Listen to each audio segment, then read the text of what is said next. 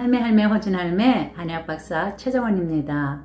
환절기가 되면 기침, 가래, 숨가쁨, 비염 이런 것들 더 악화되고 걱정되시죠. 일교차가 심해지고 미세먼지, 공해물질, 꽃가루 이런 것들이 발생하면 우리 몸은 그게 적응하기 위해서 살아남기 위해서 자율신경이 조율을 합니다.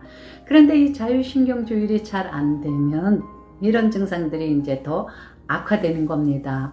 겨울에서 봄으로 갈 때 고환절기, 또 가을에서 겨울추위로 들어갈 때 이때 이제 그런 증상들은 더 심합니다. 우선 한번 기침 한번 짚어볼까요? 기침은 우리 몸 안에 어떤 발생한 이물질, 또 외부로부터 들어온 이물질 이런 거를 내보내기 위한 자연현상이 있잖아요. 근데 이게 자연현상이면 괜찮은데 이제 병일 때 문제가 되는 거잖아요. 기침에는 마른 기침이 있고 가래 기침이 있죠. 이럴 때는 음양탕을 좀 드시면 도움이 되는데요. 컵에다가 우선 뜨거운 물을 반 잔 따릅니다. 그 다음에 그 위에다가 찬물을 마주 채웁니다. 그럼 이렇게 되면 물이 미지근하다 하더라도 그 성질은 전부 따뜻한 성질을 갖게 됩니다. 폐는 촉촉한 것을 좋아합니다. 그래서 폐는 항상 촉촉하게 만들어줘야 됩니다.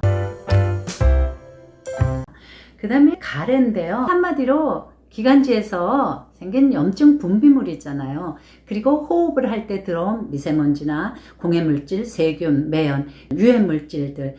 그럴 경우에는 이제 몸의 면역력을 높여주는 한방차를 좀 충분히 자주 드시는 게 크게 도움이 됩니다. 또 환절기에는 숨가쁨 증상이 더 심해지죠. 나이가 들면 폐 기능이 약해지니까 체내 또 폐에 산소가 부족해지면서 자꾸 숨이 차요. 폐의 기운은 원래 하강하는 게 순리인데 노화라든지 미세먼지, 공해물질, 또 흡연, 스트레스 이런 유해물질로 인해서 폐기가 자꾸 역상을 합니다. 그러게 되면 이제 기침, 가래, 호흡곤란 이런 것들이 이제 발생을 하는데요.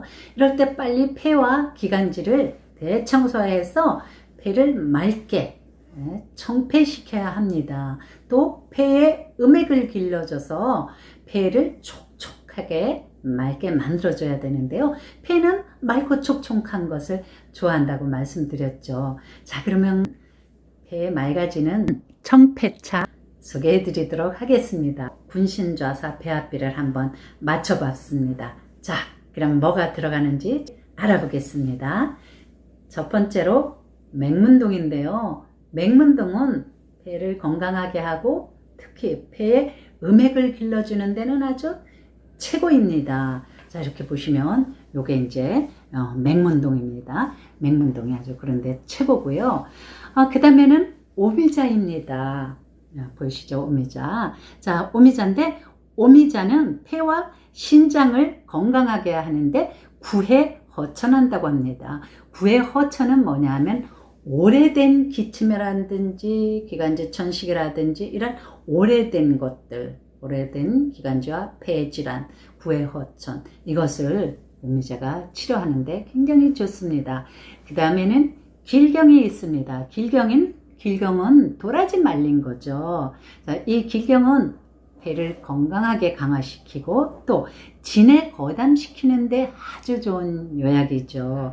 감초하고 길경은 아주 찰떡궁합입니다. 그래서 감길탕이라는 유명한 방제가 있는데 거기에 감초하고 요 길경, 도라지 두 가지만 사용합니다.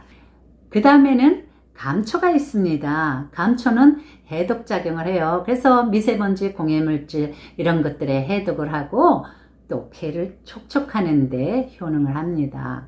자, 요것들의 복용 방법은 하루 복용량입니다. 맹문동 10g, 길경 10g, 오미자 8g, 감초 4g을 계량해서 하루 복용량입니다. 물, 냄비에 끓일 때는 물을 수분 날아가니까 3리터 정도 넣으라 그랬고, 이렇게 약단계에 끓일 때는 물을 1리터에서 1.5리터 정도 이렇게 해서 아주 가장 약한 불로 겨우겨우 끓을 정도의 약한 불로 2시간 정도를 은근히 달입니다. 그래서 이것을 하루 3번 1회에 100ml씩 복용하시면 됩니다. 제가 이렇게 미리 좀 다려놓은 게 있는데요.